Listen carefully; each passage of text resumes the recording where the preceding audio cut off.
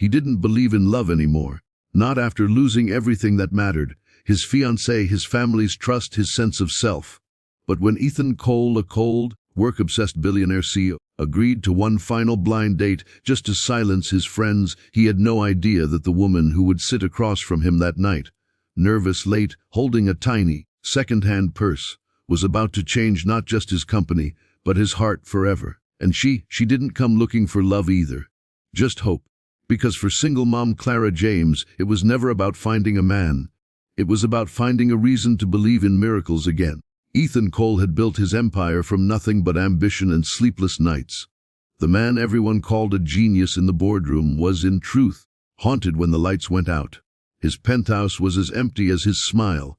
He'd been on a dozen blind dates in the last year, each one more draining than the last. Socialites, models, influencers, they all came with expectations, dollar signs glittering behind their compliments. So when his best friend, Daniel, insisted on one last date before he swore off romance completely, Ethan only agreed out of exhaustion. "One more, Ethan, and if you hate it, I'll never mention love again," Daniel said, grinning as he pushed the reservation confirmation toward him.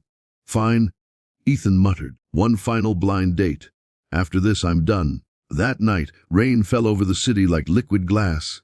Ethan sat in a quiet corner of the restaurant, scrolling through his phone, his tailored suit flawless, his jaw set in the permanent tension of someone used to control.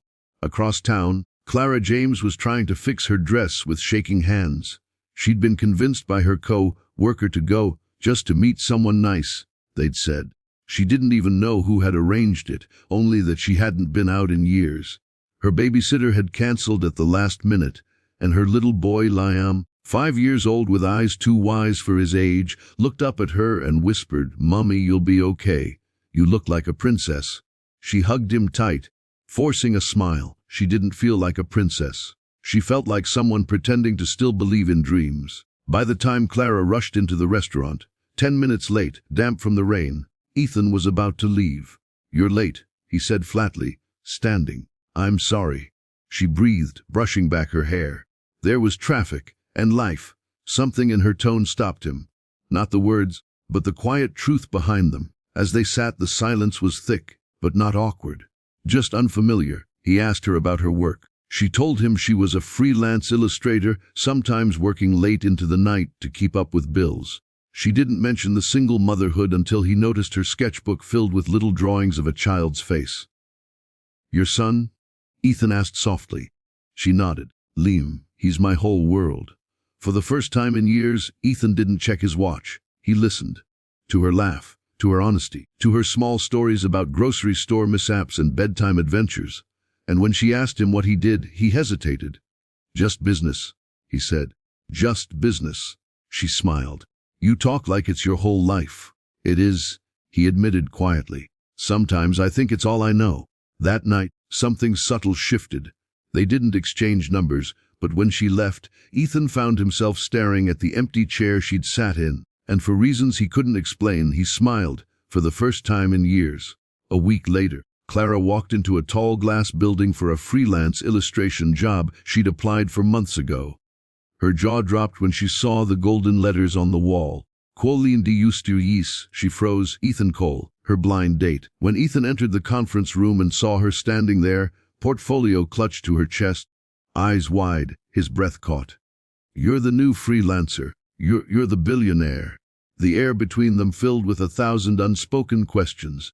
But professionalism won. Ethan, though rattled, admired her courage, her talent. Clara, though embarrassed, worked harder than anyone he'd ever hired. Days turned into weeks. She transformed dull corporate designs into emotional human stories. His company started feeling alive again. His employees smiled more. And without realizing it, Ethan found himself waiting to see her walk through the door each morning. But the past doesn't vanish easily. News broke of a billionaire CEO rumored to be dating a struggling single mom. Clara's phone exploded with calls. The whispers at work stung. She confronted him in his office, eyes blazing. "I can't afford this kind of attention, Ethan. I'm not part of your world. You are my world," he said suddenly, voice low, desperate. "You just don't know it yet." Tears filled her eyes. "I'm not a charity case. You're the only person who's ever seen me as more than a name." But she walked away that day. Not out of pride, out of fear. Fear of being hurt, of losing what little she'd built. Weeks passed. Ethan threw himself into work again, colder than ever. But everything, every success, every profit, felt hollow. Until one night, at a children's art exhibition charity event his company sponsored, he saw a small painting that stopped him cold. A mother and son under an umbrella, painted in delicate strokes, titled, "Hope in the Rain." The artist's name Clara James. And standing beside that painting was Liam, clutching a little card that read, "For the man who helped my mom smile again." Ethan's heart broke and healed in the same instant. He found her outside, watching the rain fall again, just like that night they met.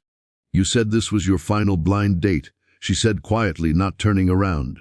"It was," he replied. "And I don't ever want another one." When she finally turned, tears sparkled on her lashes. "Then what do you want, Ethan?" "You. Just you. And maybe the little guy who calls you Mom." The rain fell harder, but neither moved, because for once they weren't afraid to get a little wet. Months later, Clara and Liam sat at a small cafe table, Ethan across from them, tie-loosened, smile unguarded. He wasn't the billionaire boss anymore. He was just a man who finally understood that love doesn't arrive on schedule or in status. It arrives in the rain, in the laughter of a child, and sometimes in the heart of a woman who had nothing left to give, except everything she was. Love doesn't find you when you're ready. It finds you when you're real.